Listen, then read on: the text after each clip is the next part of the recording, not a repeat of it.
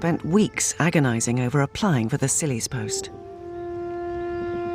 This morning he has an appointment at one of his outlying churches, which was built over 500 years ago, almost on the beach at Gunwallow. And lead us not into temptation. Father Guy's conducting a short service in the graveyard with a congregation of just one. It is raised in power. It is sown a physical... He's a man whose father and brother died within a few months of each other last year. As a child, the man was brought here on holiday every summer and spent most days playing on this beach with his family. Now he wants the ashes of his father and brother scattered just a few yards from where they shared so many happy hours together.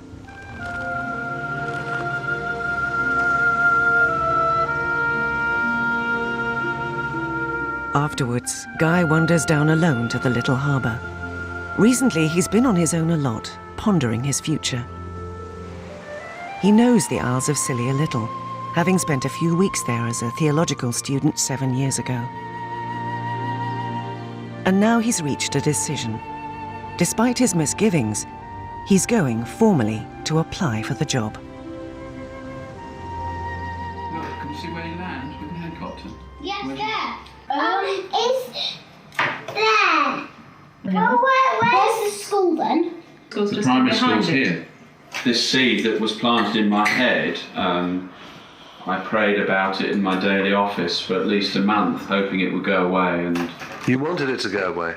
Yes, because I felt, I should stay here really, because I'd only been here 2.5 years or so. I felt my ministry was still here. My prayer was, thy will be done. And if it meant taking the nagging feeling away, that's good, but it didn't. So I think it is part of his will that we should go. I suspected at first that there must be something in it because when Guy came back from his placement, 3 weeks, he said I could never live there. So I had to take it seriously when he told me that he felt he was being called and that he felt he'd changed enough now to be able to go and do it. With his formal application now on the bishop's desk, Father Guy has a series of confidential interviews ahead, and then a long wait to see if he's been successful. In the next programme, there's a shock in Mullion when parishioners learn that Guy wants to leave them for the Scillys. What have we done? Because we thought he was happy, or thought they were all happy here. For this to happen, they've been felt a bit betrayed, really, I suppose. While on the islands themselves, there's consternation when Rick announces that he wants to quit and leave the Scillys without a vet. It is a major problem, and some of the farmers, livestock farmers, beef farmers, it could threaten their whole livelihood and business. They may have to stop being beef farmers.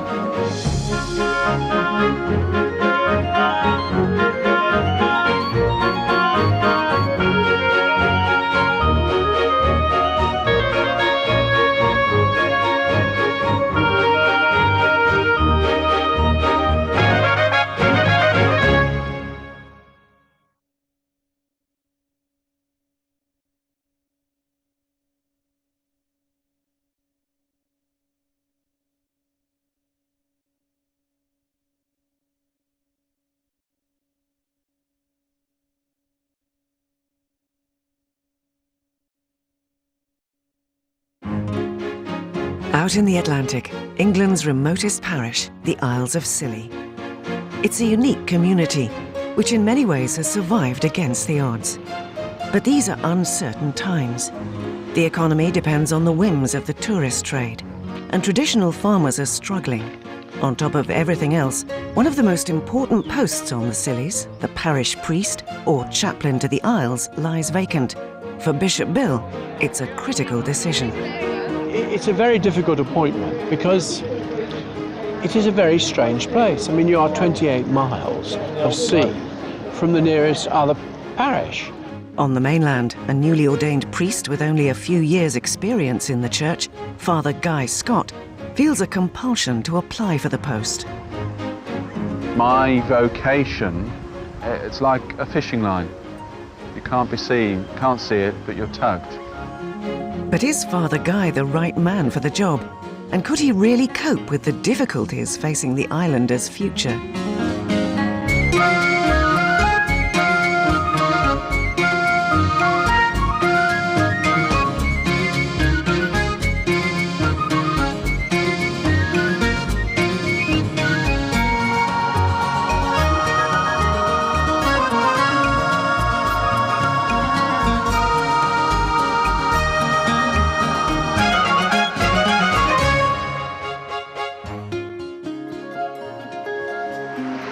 Off the western tip of Cornwall, the Scilly's population of just 2,000, the equivalent of a small English village, is spread across 5 inhabited islands.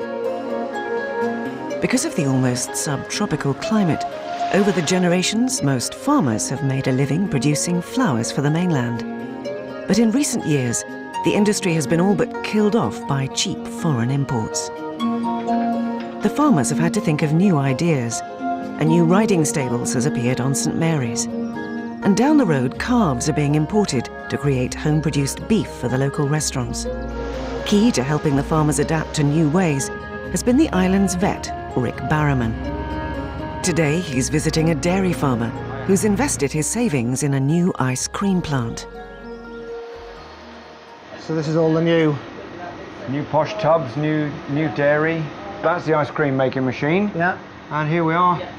Making ice cream. Churning out today's special brew, which is vanilla and rum and raisin. Rum and raisin. Rum and raisin's nice. No, that's not a bad choice for the day, is it? But there's a problem. Rick is the only vet on the islands. I suspect it's probably either an injury or arthritis, quite possibly a combination of both. And now he's announced he intends to quit.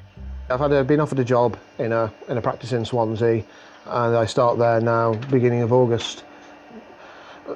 Largely financial. My starting salary there is twice what I earned last year here, City offers you lots of things that money can't buy. Unfortunately, you also need the things that money does buy. Rick's tried hard to find a replacement, with no luck. So now the islands face a future with no vet at all.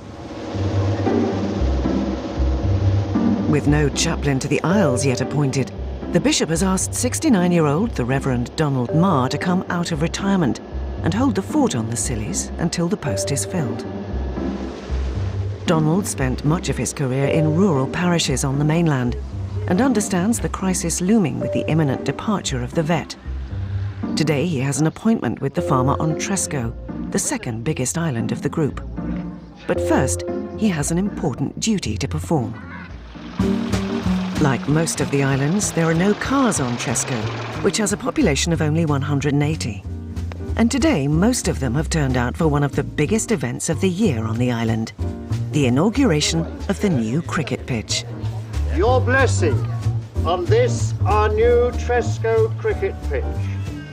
May it be a place of healthy endeavour and a place of good sportsmanship. The cricket pitch is surrounded by fields which are home to Tresco's prize beef herd. As the cricket gets underway, Reverend Donald slips away to speak to the farmer about how he'll cope with no vet. It's going to be, a big worry. There's certainly one occasion this year we'd have lost a cow and a calf without the vet. Well, I'm very worried, really. Well, we usually got between 20 and 25 cows calving. A lot of the times they go all right, but sometimes you can pull them off yourself right, but sometimes if they're coming the wrong way round, or if you need a cesarean or whatever, you've got to have the vet. Not only is no man an island, each island is dependent upon the others. All that happens here has a knock-on effect on several people. If this island was not grazed, it would very soon look a very different sort of island. Definitely, yeah. You'd need an awful lot of lawnmowers to trim all these fields. And actually mowing is not the same as grazing. The cattle keep it in trim, they eat the grass. Tresco looks the way it does because it's grazed by cattle. Meanwhile, back on the main island of St Mary's, the new Bobby WPC Nikki Green, whose last job was policing inner city and often violent Plymouth city centre, is gradually adjusting to this unfamiliar way of life. She's been shown the ropes by the Scilly's police constable, Steve Gardner. Although the islands are virtually crime-free, Nikki, a single girl, thinks time over here would be good experience. And for the first time since her arrival, she and Steve are on their way to investigate a rare incident. A job I mentioned to you at the Wildlife Trust, they've got some cattle now grazing on the island, and there's been an incident with some youths throwing something at the cattle. There was a message left on the answer machine. For someone more used to drunken yobs and drug-fueled violence, this is quite a departure. Hello, how are you doing? Just introduce you to Nikki, she's awesome at PC. What's happened? These kids, a group of kids, they got in with the cows first and were chasing them, then they started throwing sticks and stones at them. Any idea of the age? You thought 14, didn't Yeah. I think the cows were fine, there was no damage to the fence or any of the other equipment. So apart from that, nothing else has been going on? No, not as far as I know. See what else we can find out.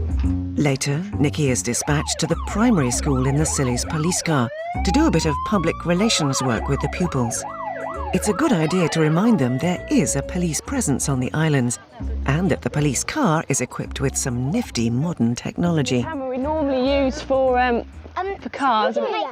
Yeah, I think the kids enjoyed it, and it's nice for them to sort of be a bit more interactive with the police, I think, and it makes us seem a bit more approachable, and they know that they can come and speak to us if they need to.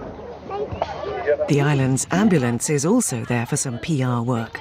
On duty today is a rather dashing young paramedic. What did you think of the ambulance driver? He was easy on the eye, wasn't he?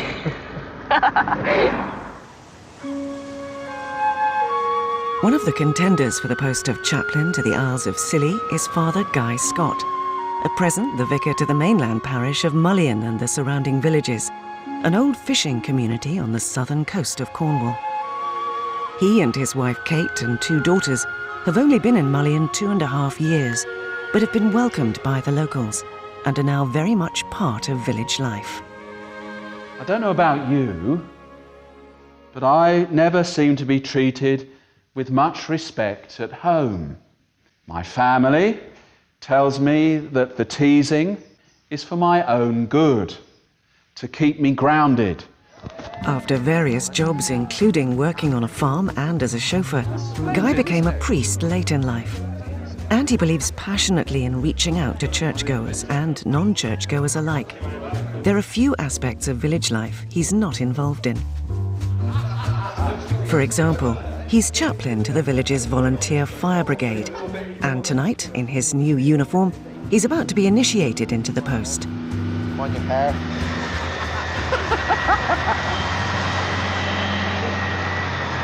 I think that's your initiation. It's what they call baptism by fire, I think.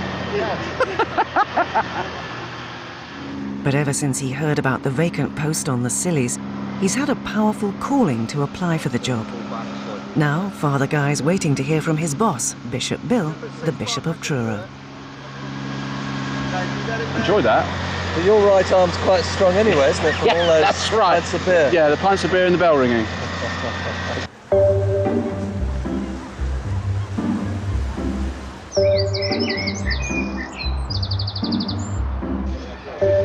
Meanwhile, up the road, the bishop himself has a busy week ahead.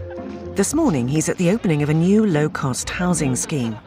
Doing the honours is the Duke of Cornwall,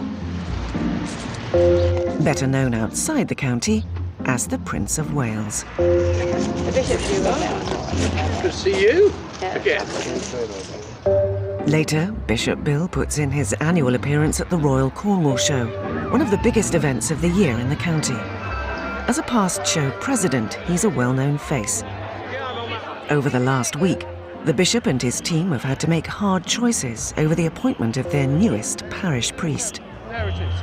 When are you doing it? After consultations with the islanders on Scilly, Bishop Bill is able today to announce the news that will have such far-reaching effects for Father Guy, his family, his parish of Mullion, and of course, the islanders themselves. Well, we've made an appointment. You have? Yeah, a young priest called Guy Scott, who is at present the priest at Mullion, Curie and Gunwallow. It's a very difficult appointment because it is a very strange place. I mean, you are 28 miles of sea from the nearest other parish. Because it's such a critical appointment. I mean, if the islanders didn't take to him or he didn't take to them, it could be a bit of a disaster. It's not like the mainland. No, it's not. I mean, and there are lots of examples of where teachers, for instance, have just not been able to settle, or their wife or their husband has been able to settle. I know he's not been there long in Mullion, but he actually said that he feels called to go there. Now, it's not my job to stand in the way of what a man believes God is calling him to do. So fingers crossed that he's going to be a success. We've done all our work, and we believe that he can do it, and that he believes he can do it, and we're going to help him do it. On FM, DAB digital radio and online. This is BBC Radio Cornwall. Good morning, it's 9 o'clock. I'm Tiffany Truscott. After months of concern that the Isles of Scilly would be left without a Church of England vicar, a new one has been appointed. Izzy Taylor sends this report. Officials have announced that Reverend Guy Scott will take over the duties on the islands. He's moving to the Isles of Scilly from the parishes of Mullion, Curie and Gunwallow. Reverend Scott Good morning. It's very good to see you all. Father Guy had expected his parishioners to be slightly surprised by the news of his departure. What he'd not anticipated was the strength of their feelings. The reaction was shock. They just weren't expecting it at all, and so in a real sense, I've been dealing with that, or having the aftermath of that shock. Some people have said some very odd things. What sort of things have people said? How could you do it to us? How can you leave us? And I just think it's a real sense of shock. Once they've come to terms with the fact, they'll perhaps say, I hope they say good luck to you, wish you well, but they've struggled with it. Has their reaction surprised you? Yes, and the depths of it,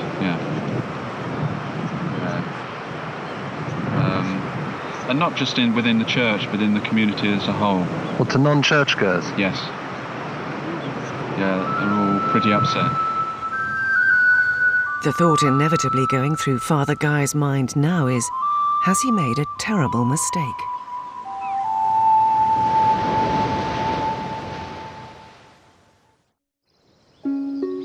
Back on Scilly, the islanders are preoccupied with more immediate concerns. There's a constant flow of people coming and leaving jobs on the islands. And while the news of Father Guy's appointment is spreading, the imminent departure of Rick the vet is causing dismay in every corner of the parish. Out on his farm on St Agnes, where he's just opened his new ice cream plant, Tim Hicks is worried about the whole future of the business.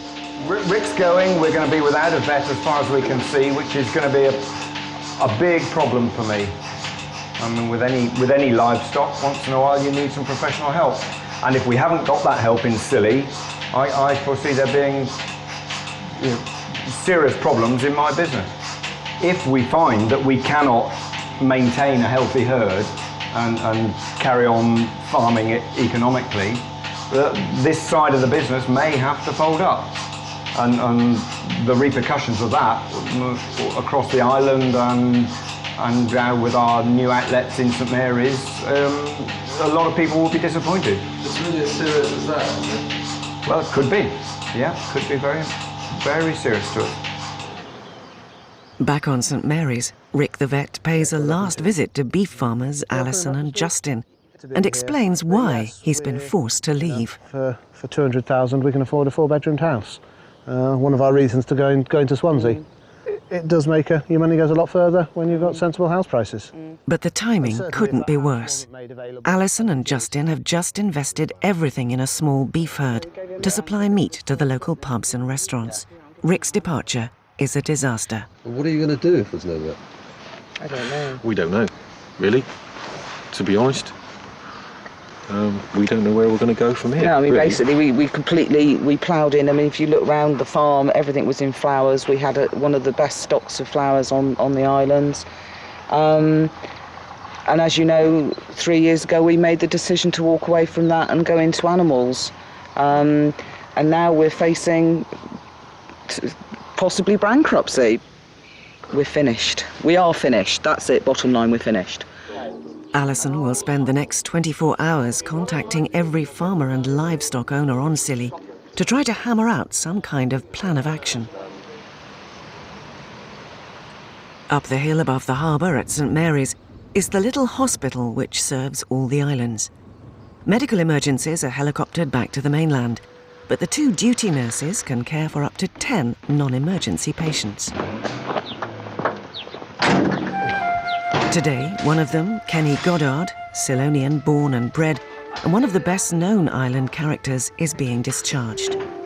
He's very ill and is asked to be taken home to the off-island of St Martin's, where he's lived his entire life. Kenny's driven down to the quay to await the special doctor's boat, which will ferry him across the water. His wife, Lynn, is there, and so too, of course, is Reverend Donald. This is the only way for patients to be taken between the islands. It's not a problem for the locals. They've never known anything else. The one they just carried down is Kenny Goddard, lovely man, St Martin's born and bred. He's fighting a battle against cancer and Parkinson's disease as well, but a quite lovely man. And he's going back home now. Great day. We thought, well, none of us thought we'd see this. But he's going to go home, at least for the summer. Hi, Donald. A few days later, the Reverend Donald and his wife Margaret, who's also a retired priest and is sharing the workload, pay a visit to Kenny's home.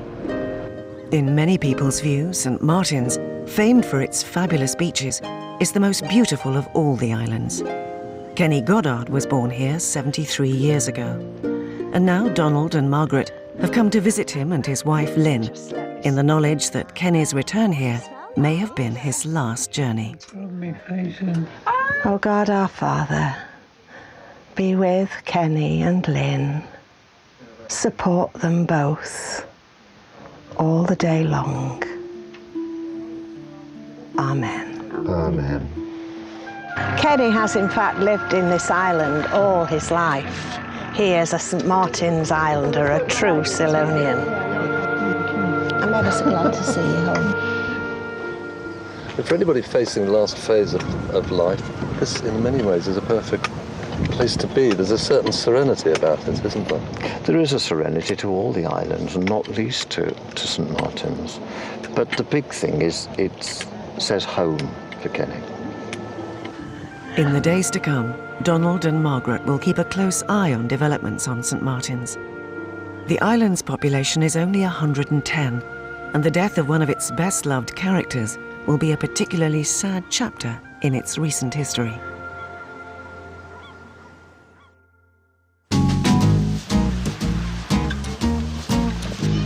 The new Bobby, WPC Nikki Green, is rapidly settling into the island way of life. When she's off duty, there's not much to do but relax. There's no cinema or theatre on the islands, so people have to make their own entertainment.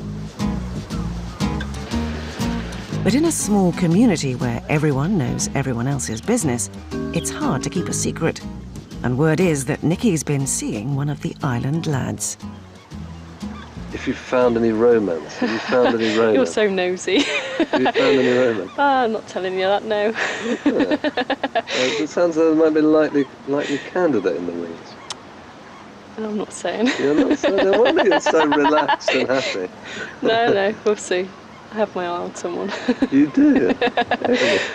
Just if I see him in person, he tends to brighten up my day. It's nice to look at. Sounds brilliant. Who is he? I'm not telling you.